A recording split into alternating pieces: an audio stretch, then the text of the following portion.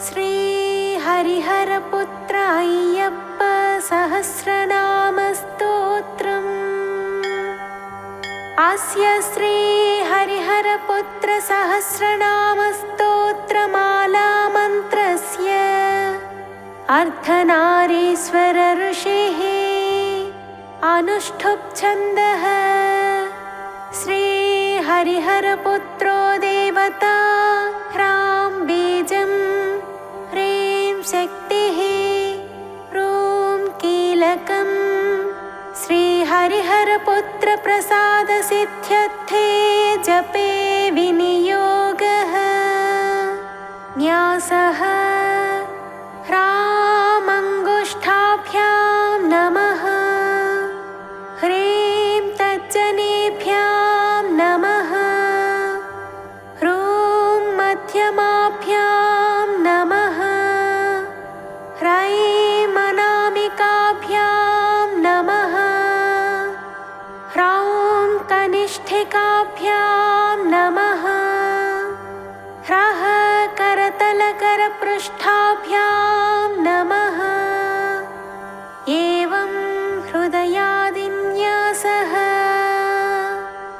ध्यानम् ध्यायेदुमापति रमापति भाग्यपुत्रम् वेत्रोज्ज्वलत्करतलं भसिताभिरामम्। विश्वैकवस्य वपुषं मृगया विनोदम्। वाञ्छानुरूपफलदं वरभूतनाथम्। आश्यामकोमलविशालतनुं विचित्र वासोऽवसानमरुणोत्पलवामहस्तम्। उत्तुङ्गरत्नमकुटं कुटिलाग्रकेशम्। शास्तारमिष्टवरदं शरणं प्रपद्ये। स्तोत्रम्। शिवपुत्रो महातेजा शिवकार्यधुरन्धरः। शिवप्रदः शिवज्ञानी शैवधर्मसुरक्षकः। शङ्खधारी सुराध्यक्षश्चन्द्रमौळिः सुरोत्तमः। कामेशः कामतेजस्वी कामादिफलसंयुतः। कल्याणः कोमलाङ्गश्च कल्याणफलदायकः। करुणाब्धिः कर्मदक्षः करुणारससागरः। जगत्प्रियो जगद्रक्षो जगदानन्ददायकः। जयादिशक्तिसंसेव्यो जनाह्लादो जगेशुकः। जितेन्द्रियो जितक्रोधो जितदेवारिसङ्घकः। जैमिन्यादृशसंसेव्यो जरामरणनाशकः। जनार्दनसुतो ज्येष्ठो ज्येष्ठादिगणसेवितः। जन्महीनो जितामित्रो जनकेनाभिपूजितः। परमेष्ठी पशुपतिः पङ्कजासनपूजितः। पुरहन्ता पुरत्राता परमैश्वर्यदायकः। पवनादिसुरैः सेव्यः पञ्चब्रह्मपरायणः। पार्वतीतनयो ब्रह्म परानन्दः परात्परः। ब्रह्मिष्ठो ज्ञाननिरतो गुणागुणनिरूपकः। गुणाध्यक्षो गुणनिधिः गोपालेनाभिपूजितः। गोरक्षको गोधनदो गजारूढो गजप्रियः। गजग्रीवो गजस्कन्धो गभस्तिर्गोपतिप्रभुः। ग्रामपालो गजाध्यक्षो दिग्गजेनाभिपूजितः। गणाध्यक्षो गणपतिर्गवाम्पतिरहत्पतिः। जटाधरो जलनिभो जैमिन्यैरभिपूजितः। जलन्धरनिहन्ता च सोणाक्षः सोणवासकः। सुराधिपः शोकहन्ता शोभाक्षः सूर्यतेजसः। सुराचितः सुरैर्वन्द्यः सोणाङ्गः शाल्मलीपतिः। सुज्योतिः शरवीरज्ञः शरच्चन्द्रनिभाननः।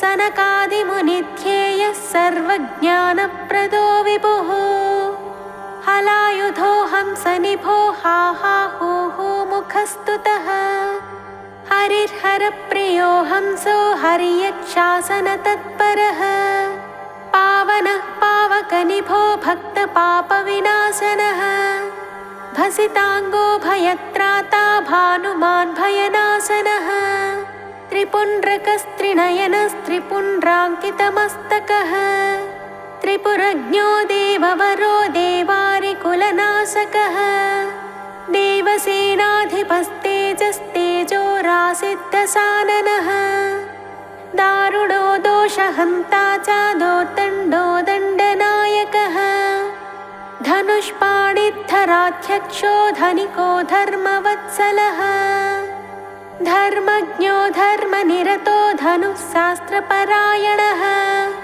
स्थूलकर्णस्थूलतनुस्थूलाक्षस्थूलबाहुकः तनुत्तमस्तनुत्राणस्तारकस्तेजसाम्पतिः योगीश्वरो योगनिधिर्योगीशो योगसंस्थितः मन्दारवाटिकामत्तो मलयाचलवासभोः मन्दारकुसुमप्रख्यो मन्दमारुतसेवितः महाभासो महावक्षा मनोहरमदाचितः महोन्नतो महाकायो महानेत्रो महाहनुः मारुत्पूज्यो मानधनो मोहनो मोक्षदायकः मित्रो मेधामहौजस्वी महावर्षप्रदायकः भाषको भाष्यशास्त्रज्ञो भानुमान् भानुतेजसः भिषग्भवानिपुत्रश्च भवतारणकारणः नीलाम्बरो नीलनिभो नीलग्रीवो निरञ्जनः नेत्रत्रयो निषादज्ञो नानारत्नोपशोभितः रत्नप्रभो रमापुत्रो रमया परितोषितः राजसेव्यो राजधनः रणदोर्दण्डमण्डितः रमणो रेणुकासेव्यो रजनीचरधारणः ईशानैभराट्सेव्य ईषणात्रयनाशनः इडावासो हेमनिभो हैमप्राकारशोभितः हयप्रियो हयग्रीवो हंसो हरिहरात्मजः हाटकस्फटिकप्रख्यो हंसारूढेन सेवितः वनवासो वनाध्यक्षो वामदेवो वराननः वैवस्वतपतिर्विष्णु विराड्रूपो विशाम्पतिः वेणुनादो वरग्रीवो वराभयकरान्वितः वत्सस्वी विपुलग्रीवो विपुलाक्षो विनोदवान् वैणवारण्यवासश्च वामदेवेन सेवितः वेत्रहस्तो वेदनिधिर्वंशदेवो वराङ्गकः ह्रीङ्कारो ह्रीन्मनः हृष्टो हिरण्यो हेमसम्भवः हुतासो हुतनिष्पन्नो हृङ्काराकृतिसुप्रभः हव्यवाहो हव्यकरश्चाट्टहासो पराहतः अणुरूपो रूपकरश्चाजरो तनुरूपकः हंसमन्त्रश्च हुतभुक् हेमाम्बरः सुलक्षणः नीपप्रियो नीलवासा निधिपालो निरातपः क्रोडहस्तस्तपस्त्राता तपोरक्षस्तसाह्वयः मोद्धाभिषिक्तो मानी च मन्त्ररूपो मृडो मनुः मेधावी मेधसोमश्नु मकरो मकरालयः मार्ताण्डो मञ्जुकेशश्च मासपालो महौषधिः श्रोत्रियश्चोभमानश्च सविता सर्वदेशिकः चन्द्रहासस्य मस्सिक्तः शशिभासः समाधिकः सुदन्तः सुकपोलश्च षड्वर्णसम्पदोऽधिपः गरळः कालकण्ठश्च गोनेता गोमुखप्रभुः कौशिकः कालदेवश्च क्रोशकः कौञ्चभेदकः लोपालुश्च करवीरकरेरुरः कन्दर्पदर्पहारी च कामदाता कपालकः कैलासवासो वरदो विरोचनो विभावसुः बभ्रुवाहो बलाध्यक्ष फणामणिविभूषणः सुन्दरः सुमुखस्वच्छ सभासश्च सभाकरः शरानिवृत्तः सक्राप्तः शरणागतपालकः तीक्ष्णदंष्ट्रो दीर्घजिह्व पिङ्गलाक्षः पिशाचः अभेद्यश्चाङ्गदाढ्यश्च भोजपालोऽथ भूपतिः क्रुध्रनासो विषह्यश्च दिग्देहो दैन्यदाहकः बडबापूरितमखो व्यापको विषमोचकः असन्तः समरक्रुद्धः पुङ्गवः पङ्कजासनः विश्वदर्पो निश्चिताज्ञो नागाभरणभूषितः भरतो भैरवाकारो भरणो वामनक्रियः सिंहास्य सिंहरूपश्च सेनापतिः सकारकः सनातनः सिद्धरूपे सिद्धधर्मपरायणः आदित्यरूपश्चापद्मश्चामृताब्धिनिवासभूः युवराजो योगिवर्या उषस्तेजावुडुप्रभः देवादिदेवो दैवज्ञस्ताम्रोष्ठस्ताम्रलोचनः पिङ्गलाक्षः पिञ्छचूडः फणामणिविभूषितः भुजङ्गभूषणो भोगो भोगानन्दकरो व्ययः पञ्चहस्तेन सम्पूज्य पञ्चबाणेन सेवितः भवः सर्वो भानुमयः प्राजापत्यस्वरूपकः स्वच्छन्दश्चन्दः शास्त्रज्ञो दान्तो देवमनुप्रभुः दशभुक् च दशाध्यक्षो दानवानां विनाशनः सहस्राक्षः शरोत्पन्नः शतानन्दसमागमः गृध्रात्रिवासो गम्भीरो गन्धग्राहो गणेश्वरः गोमेधो गण्डकावासो गोकुलैः परिवारितः परिवेशपदज्ञानी प्रियङ्गुत्रुमवासकः गुहावासो गुरुवरो वन्दनीयो वदान्यकः वृत्ताकारो वेणुपाणिर्वीणादण्डधरो हरः हैमीट्यो होतृसुभगो हौत्रज्ञश्चौजसाम्पतिः पवमानः प्रजातन्तुप्रदो दण्डविनाशनः निमीढ्यो निमिषार्थज्ञो निमिषाकारकारणः लिगुडाभो लीडाकारो लक्ष्मीवन्द्यो वरप्रभुः इडाज्ञः पिङ्गलावासः सुषुम्ना मध्यसम्भवः भिक्षाटनो भीमवच्चा वरकीर्तिः सभेश्वरः वाचातीतो वरनिधिः परिवेत्ता प्रमाणकः अप्रमेयो निरुद्धश्चाप्यनन्तादित्यसुप्रभः वेषप्रियो विषग्राहो वरदानकरोत्तमः विपिनो वेदसारश्च वेदान्तैः परितोषितः वक्रागमो वच्चवचा बलदाता विमानवान् वज्रकान्तो वंशकरो वटुरक्षाविशारदः वप्रक्रीडो विप्रपोच्यो वेलाराशिश्चलालकः कोलाहलक्रोडनेत्रक्रोडास्यश्च कपालभृत् कुञ्जरेट्यो मञ्जुवासा क्रियमाणः क्रियाप्रदः क्रीडानाथः कीलहस्तक्रोशमानो बलाधिकः कनको होतृभागे च खवासः खचरखगः गणको गुणिनिर्दुष्टो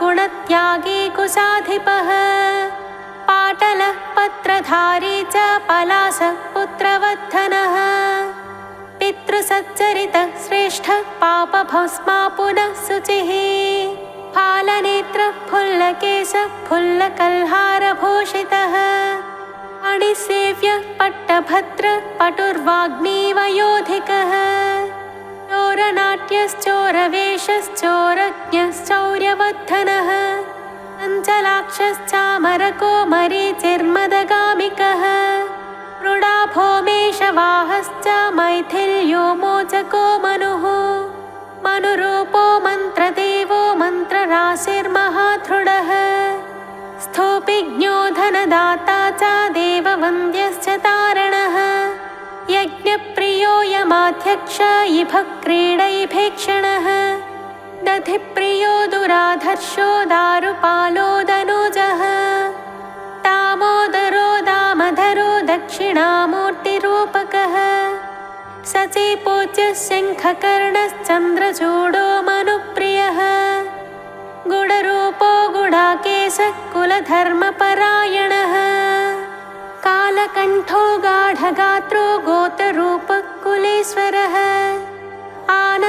आनन्दभैरवाराध्यो हयमेधफलप्रदः दध्यन्नासक्तहृदयो गुडान्नप्रीतमानसः घृतान्नासक्तहृदयो गौराङ्गो गर्वभञ्जकः गणेशपूज्यो गगनः गणानां पतिरोचितः छद्महीनस्य शिरथः शत्रूणां पतिरङ्गिराः चराचरमयः शान्तः शरभेशस्य तातपः वीराराध्यो वक्रगमो वेदाङ्गो वेदपारगः पर्वतारोहणः पूषा परमेशः प्रजापतिः भावज्ञो भवरोगज्ञो भवसागरतारणः चिदग्निदेहश्चिद्रूपश्चिदानन्दश्चिदाकृतिः नाट्यप्रियो नरपतिर्नरनारायणाचितः निषादराजो निहारो नेष्टानिष्ठुरभाषणः निम्नप्रियो नीलनेत्रो नीलाङ्गो नीलकेशकः सिंहाक्षः सर्वविघ्नेशः सामवेदपरायणः सनकादिमुनिध्येयः सर्वरीशः षडाननः स्वरूपः सुलभस्वर्गः सचीनाथेन पूजितः काकिनः कामदहनो दग्धपापोधराधिपः दामग्रन्थि शतस्त्रीशस्तन्त्रीपालश्च तारकः ताम्राक्षस्तीक्ष्णदंश्रश्च तिलभोज्यस्तिलोदरः मूण्डकर्णो मृडाधीशो मेरुवर्णो महोदरः माताण्डभैरवाराध्यो मणिरूपो मरुद्वः माशप्रियो मधुपानो मृणालो मोहिनीपतिः महाकामेशतनयो माधवो मदगर्वितः मूलाधाराम्बुजावासो मूलविद्यास्वरूपकः स्वाधिष्ठानमयः स्वस्थः स्वस्तिवाक्यश्रुवायुधः मणिपूराब्जनिलयो महाभैरवपूजितः अनाहताब्जरसिको ह्रीङ्काररसपेशलः भ्रूमध्यवासो भ्रूकान्तो भरद्वाजप्रपूजितः सहस्राराम्बुजावासः सविता सामवाचकः मुकुन्दस्य गुणातीतो गुणपूज्यो गुणाश्रयः धन्यश्च धनभृत्ताहो धनदानकराम्बुजः महाशयो महातीतो मायाहीनो मदाचितः माठरो मोक्षफलदः सत्वैरिकुलनाशनः पिङ्गळः पिञ्छचूडश्च पिसिताशपवित्रकः पायसान्नप्रियः पर्वपक्षमासविभाजकः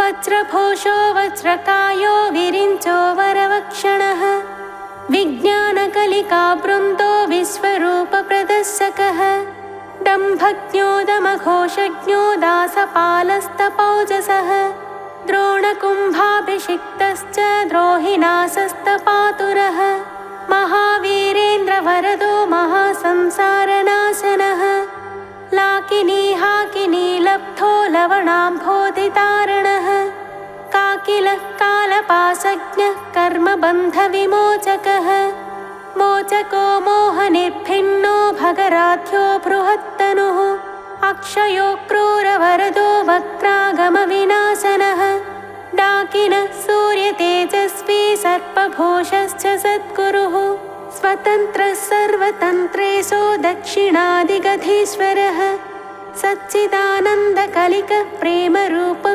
प्रियङ्करः मिथ्या जगदधिष्ठानो मुक्तिदो मुक्तिरूपकः मुमुक्षुः कर्मफलदो मार्गदक्षोऽथ कर्मठः महाबुद्धो महाशुद्धः सुखवर्णः सुखप्रियः सोमप्रियस्वरप्रीतः पर्वाराधनतत्परः अजपोजनहंसश्च हलपाणिप्रपूजितः अच्युतो वत्थनो वाग्मी वीरवेषो विधुप्रियः लास्यप्रियो लयकरो लाभालाभविवर्जितः पञ्चाननः पञ्चगूढः पञ्चयज्ञफलप्रदः पाशहस्तः पावकेशः पच्चन्यसमगज्जनः पापारिः परमोदारः प्रजेशः पङ्कनाशनः नष्टकर्मा नष्टवैर इष्टसिद्धिप्रदायकः नागाधीशो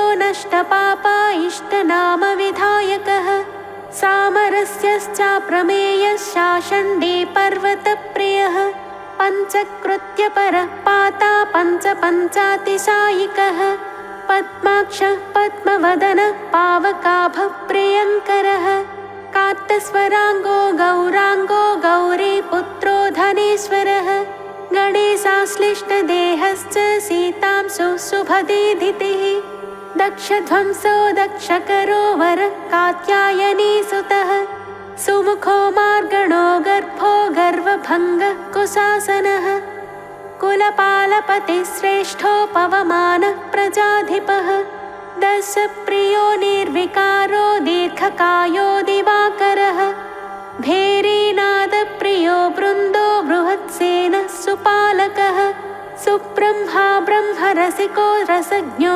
रजतात्रिभाः तिमिरज्ञो मिहिराभो महानीलसमप्रभः श्रीचन्दनविलिप्ताङ्गः श्रीपुत्रः श्रीतरुप्रियः लाक्षावर्णो लसत्कर्णो रजनीध्वंसि सन्निभः बिन्दुप्रियोऽम्बिकापुत्रो बैन्दवो बलनायकः आपन्नतारकस्तप्तस्तप्तकृच्छफलप्रदः मरुद्रुधो महाखर्वश्चिरवासाशिखिप्रियः आयुष्माननघोदूत आयुर्वेदपरायणः हंसः परमहंसश्चाप्यवधूताश्रमप्रियः आशुवेगोऽश्वहृदयो हयधैर्यफलप्रदः सुमुखो दुर्मुखो विज्ञो निर्विज्ञो विज्ञनाशनः आर्यो नाथोर्यमाभासः फल्गुणः पाललोचनः अरातिज्ञो घनग्रीवो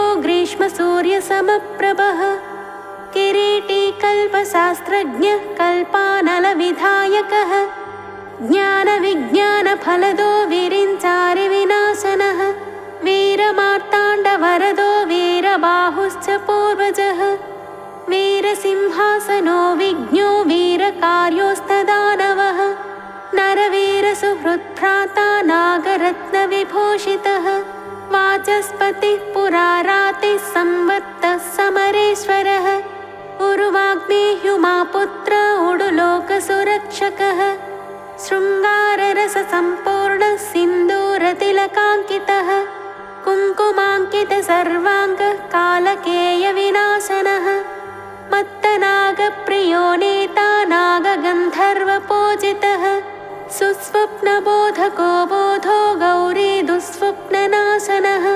चिन्ताराशिपरिध्वंसी चिन्तामणिविभूषितः चराचरजगत्स्रष्टा चलत्कुण्डलकर्णयुक् मुकुरास्यो मूलनिधिर्निधिद्वयनिषेवितः नीराजनप्रीतमनः नीलनेत्रो नयप्रदः केदारेशः किरातश्च कालात्मा कल्पविग्रहः कल्पान्तभैरवाराध्यः काकपत्रसरायुधः कलाकाष्ठास्वरूपश्च ऋतुवर्षादिमासवान् दिनेशमण्डलावासो वासवादिप्रपूजितः बहुलस्तम्भकर्मज्ञः पञ्चाशद्वर्णरूपकः चिन्ताहीनश्चिदाक्रान्तः चारुपालो हलायुधः बन्धोककुसुमप्रख्य परगर्वविभञ्जनः विद्वत्तमो विराधज्ञः सचित्रश्चित्रकर्मकः सङ्गीतलोलुपमना स्निग्धगम्भीरगर्जितः तुङ्गवक्त्रस्तवरसश्चाभ्राभो भ्रमरेक्षणः लीलाकमलहस्ताब्जो बालकुन्दविभूषितः लोत्रप्रसवशुद्धाभः शिरीशकुसुमप्रियः त्रासत्राणकरस्तत्त्वं तत्त्ववाक्यार्थबोधकः वर्षीयांश्च विधिस्तुत्यो वेदान्तप्रतिपादकः मूलभूतो मूलतत्त्वं मूलकारणविग्रहः आदिनाथोक्षयफलपाणिजन्मापराजितः गानप्रियो गानलोलो महेशो विज्ञमानसः गिरिजास्तन्यरसिको गिरिराजवरस्तुतः पीयूषकुम्भहस्ताब्जः पाशत्यागे चिरन्तनः सुधालालसवक्त्राब्जः सुरध्रुवफलेप्सितः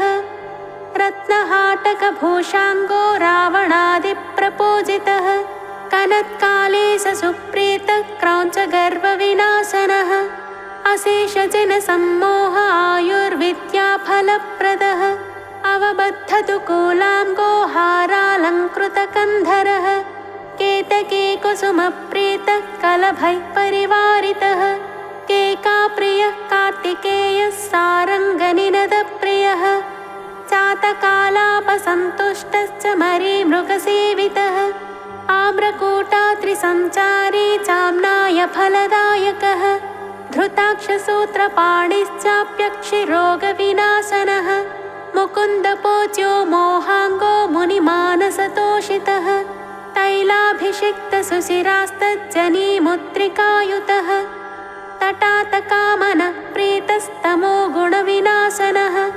अनामयोऽप्यनादस्यश्चाचुनाभो हुतप्रियः षाड्गुण्यपरिसम्पूर्णः सप्तास्वादिग्रहैः सुतः वीतशोकप्रसादज्ञः सप्तप्राणवरप्रदः सप्ताच्चिश्च त्रिणयनस्त्रिवेणीफलदायकः कृष्णवत्मा वेदमुखो दारुमण्डलमध्यगः वीरनूपुरपादाब्जो वीरकङ्कणपाणिमान् विश्वमूर्तिः शुद्धमुखः शुद्धभस्मानुलेपनः शुम्भध्वंसिनी सम्पूज्यो रक्तबीजकुलान्तकः निषादादिस्वरप्रेतः नमस्कारफलप्रदः भक्तारिपञ्चतादायी सज्जीकृतशरायुधः अभयङ्करमन्त्रज्ञः कुब्जिकामन्त्रविग्रहः धूम्रास्त्रश्चोग्रतेजस्वी दशकण्ठविनाशनः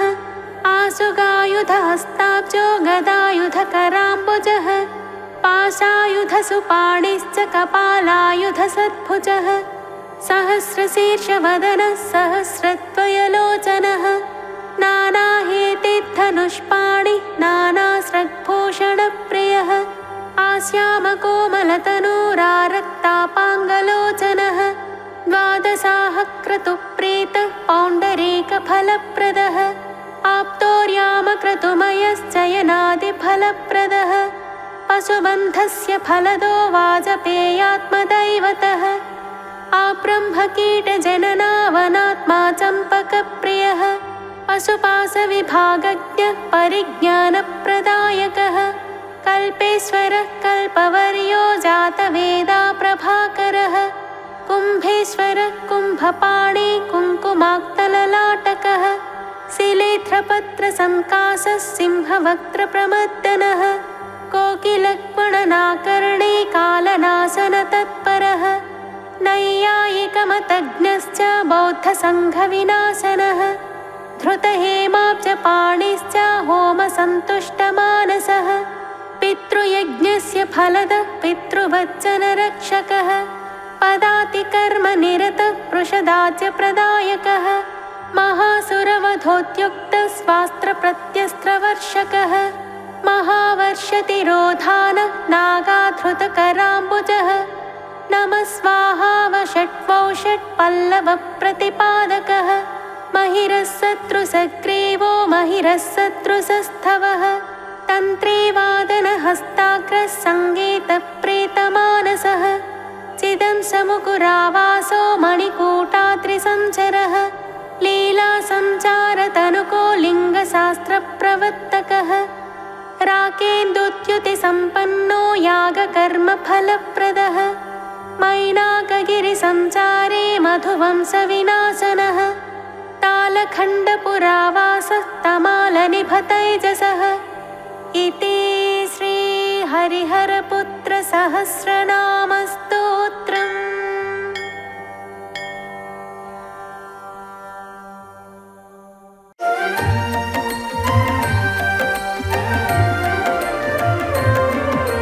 ప్రణవస్వరూపుడు అయ్యప్ప పంచగిరీశుడు అయ్యప్ప పట్టబంధమున మెరిసేను పరమానందం పంచేను ప్రణవస్వరూపుడు అయ్యప్ప పంచగిరీశుడు అయ్యప్ప పట్టబంధమున మెరిసేను పరమానందం పంచేను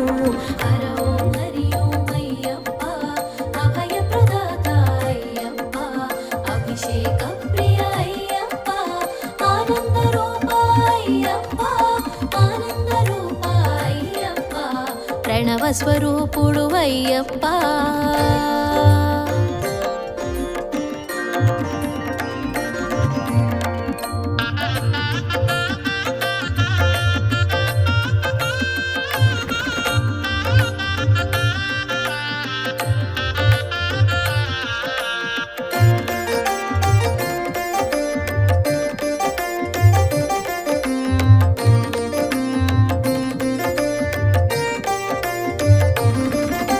శివకేశవుల ప్రియసుతుడు అద్వైతానికి ఆకృతుడు శివబీజమున శోభించేను హరితేజమున తెలిసేను అద్వైతానికి ఆకారంగా సాకారంగా తెలిసేను అద్వైతానికి ఆకారంగా సాకారంగా తెలిసేను నిర్గుణ తత్వమున నిలిచేను నిఖిల జగతిని కాచేను ప్రణవస్వరూపుడు అయ్యప్ప పంచగిరీశుడు అయ్యప్ప పట్టబంధమున మెరిసేను పరమానందం పంచేను ప్రణవస్వరూపుడు అయ్యప్ప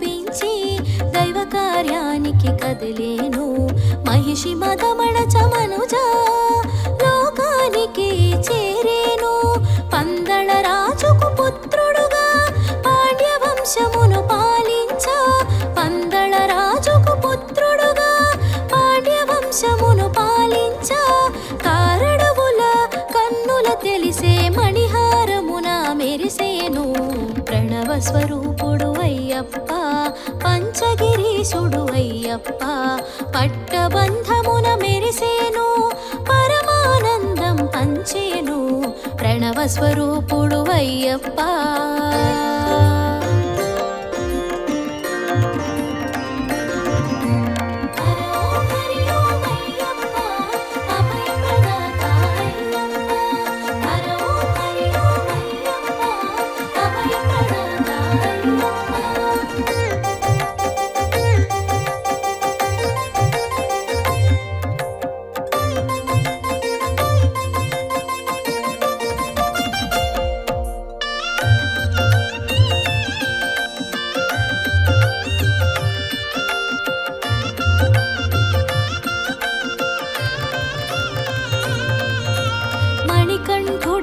పేరొంది మరి మరి ముచ్చట గొలిపేను మన్ననతోనే మసలేను మధురానుభూతి పంచేను మహిషి మర్దనం గుర్తెరిగి దైవ కార్యమున దృష్టుంచి మహిషి మర్దనం గుర్తెరిగి దైవ కార్యమున దృష్టి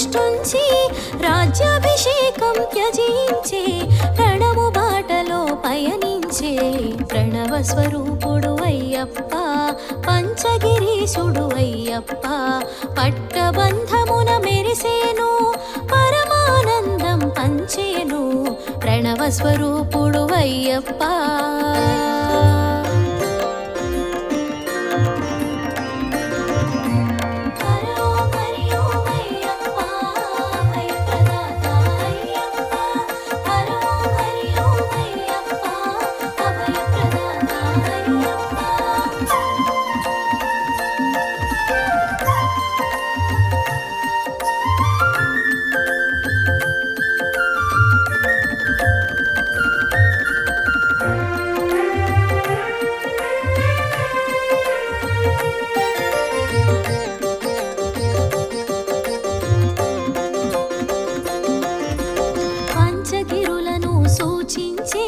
పట్టబంధమున భాసించే పదునెట్టాంబడి సృష్టించే పంచాభిషేకాల ప్రభవించే శబరిగిరిని వెలిగేను శరణు ఘోషతో మురిసేను శబరిగిరిని వెలిగేను శరణు ఘోషతో మురిసేను శరణని పలికి చరణమంటిన శరణము జొచ్చి కాచేను ప్రణవ స్వరూపుడు అయ్యప్ప పంచగిరీశుడు అయ్యప్ప పట్టబంధమున మెరిసేను పరమానందం పంచేను ప్రణవ స్వరూపుడు అయ్యప్ప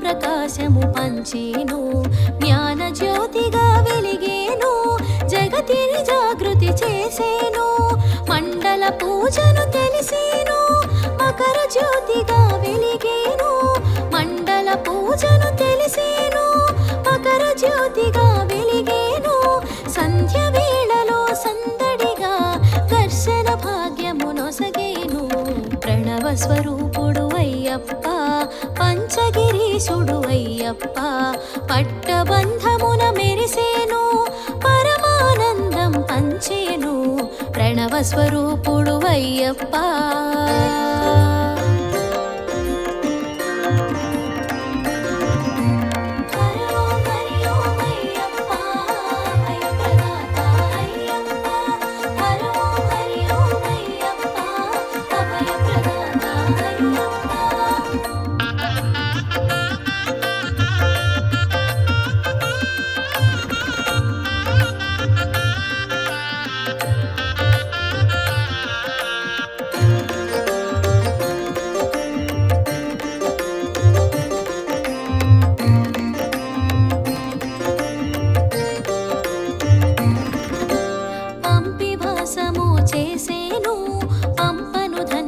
చేసేను పుణ్యనదుల చెంతను నిలిపి పావన చరితగా తెలిపేను అలంకారముల కందేను విష్ణు తత్వమున విరిసేను అలంకారముల కందేను విష్ణు తత్వమున విరిసేను మోహన కళల భాసించ మోమున మోదము కూర్చేను ప్రణవ స్వరూపుడు అయ్యప్ప పంచగిరీశుడు అయ్యప్ప పట్టబంధమున మెరిసేను పరమానందం పంచేను ప్రణవ స్వరూపుడు అయ్యప్ప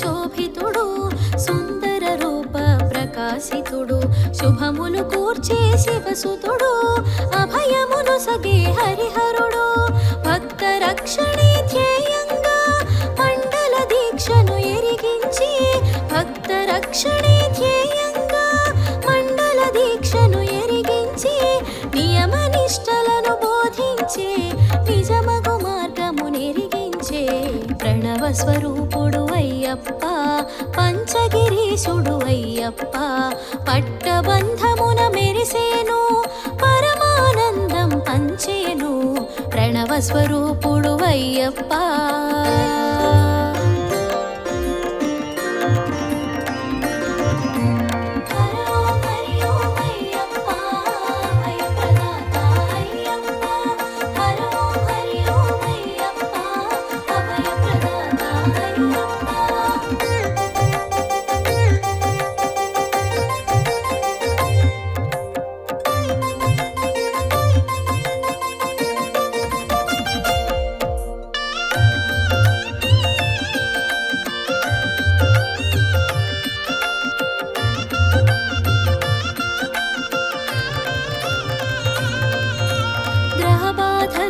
తొలగించి గురుభుగతాన్ని అరుదించి మాలధారణ తెలిపేను నియమాల తోరణం చూపేను భక్తి మార్గమున నడిపించి ఏకవస్త్రమును ఎరిగించి భక్తి మార్గమున నడిపించి ఏకవస్త్రమును ఎరిగించి నీలి వస్త్రమును సూచించి నియమ పాలన బోధించే ప్రణవ స్వరూపుడు అయ్యప్ప పంచగిరీశుడు అయ్యప్ప పట్టబంధమున మెరిసేను పరమానందం పంచేను ప్రణవ స్వరూపుడు అయ్యప్ప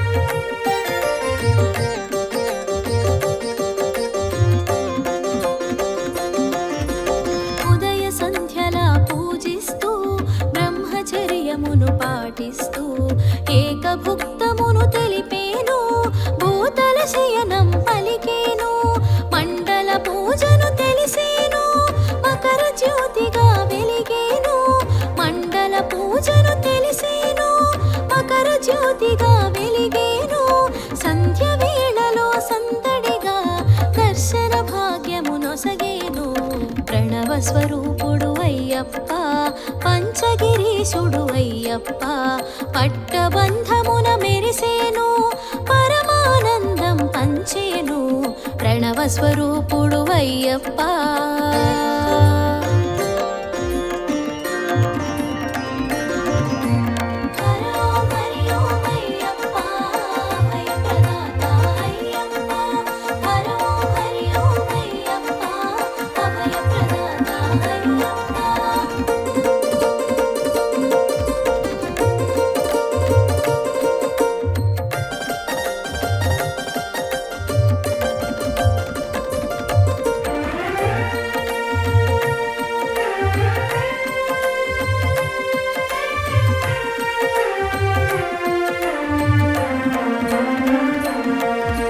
స్వామి శరణం అయ్యప్ప శబరిగిరీశ అయ్యప్ప షణ్ముఖ సోదర అయ్యప్ప శరణు ఘోష ప్రియ అయ్యప్ప పంకజ నేత్ర అయ్యప్ప పందళ రాజా అయ్యప్ప పంకజ నేత్ర అయ్యప్ప పందళ రాజా అయ్యప్ప శరణం శరణం అయ్యప్ప చరణమే శరణం అయ్యప్ప ప్రణవ స్వరూపుడు అయ్యప్ప పంచగిరీశుడు అయ్యప్ప పట్టబంధమున మెరిసేను పరమానందం పంచేను ప్రణవ స్వరూపుడు అయ్యప్ప